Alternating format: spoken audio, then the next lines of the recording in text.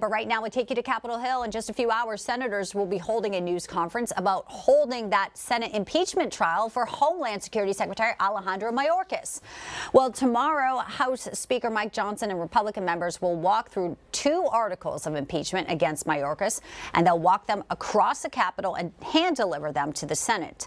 Of course, they're looking to remove Mayorkas from office, accusing him of not enforcing the laws and dereliction of duty here, allowing record-setting levels of illegal immigration. Let's bring in our guest who knows it very well, Texas Congressman Pat Fallon on the House Armed Services Committee as well, House Oversight Committee, and retired U.S. Air Force captain. Congressman Fallon, good to see you. Bianca, how are you doing? I'm doing good. So tell me, how is this going to play out? Because it seems like there's been a real lack of attention on this over the Senate. In fact, look at even the media's copying for it a bit. Mayorkas' impeachment trial set to start in the Senate next week, maybe over before it starts. Why? Why? When we know our borders open and millions of Americans are not only dying, but also at risk of, national security issues. Well, Bianca, I can tell you how it should play out, and it should play out where they have an actual trial, because I believe that the senators have a constitutional duty to hear the arguments for or against impeachment. Now, we know Chuck Schumer doesn't follow, decorum oftentimes if it suits him politically. So what he may do is move to either table the motions or dismiss them outright, which he can do with a simple majority. Right. Now, if he does that, it's going to be very interesting, though, because if he does that, there's a political price to pay for his senators that are in red states, his blue senators that are in red states, like Sherrod Brown comes to mind, Tester in Montana.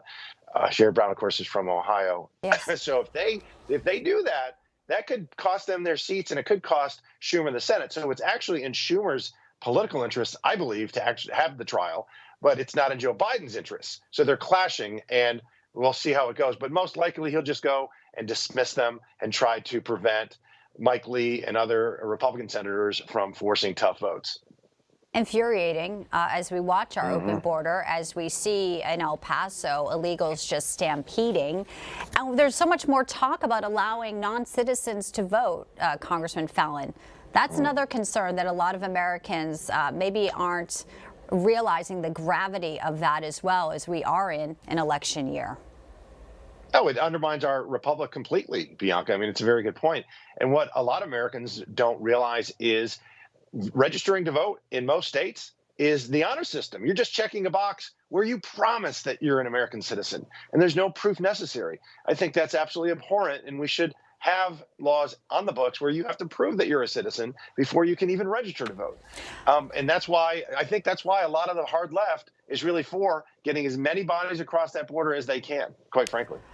They continue to gaslight the Americans. I want to play a little bit of Karine Jean-Pierre, still applauding what she says are President Biden's efforts to take actions on the border.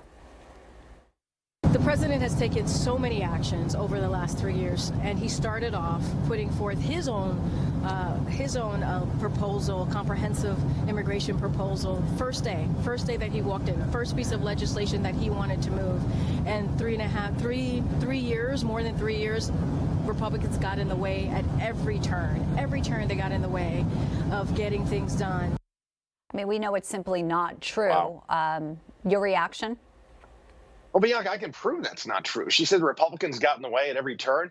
Who was in charge of the House and the Senate for the first 2 years of Joe Biden's presidency? The Republicans? No, it was the Democrats, and they didn't get anything done. Furthermore, he has taken a lot of action, and they've all been wrong. We had a trickle, and he turned it into a flood. We had never seen in our history, in the last 20 years, we had never seen a month where we had 200,000 illegal border encounters. We've had 28 of them under Joe Biden, Bianca. And at this point of the Obama and the Trump presidencies, they had about 1.7 million illegal encounters. They've had 8.5 million under Joe Biden. He doesn't even need congressional action at all or approval to simply reinstate the wait in Mexico policy, which President Trump did, which said, oh, you're going to claim asylum? You will wait in Mexico while you do that. Joe Biden can do that today, but he refuses to do it. Well, and we'll see if Chuck Schumer refuses to move forward on the impeachment articles that you guys have passed, again, flying in the face of the work to protect Americans. Congressman Pat Fallon of Texas, pleasure to have you. Come back soon. Thanks, Bianca. God bless. Thank you. God bless.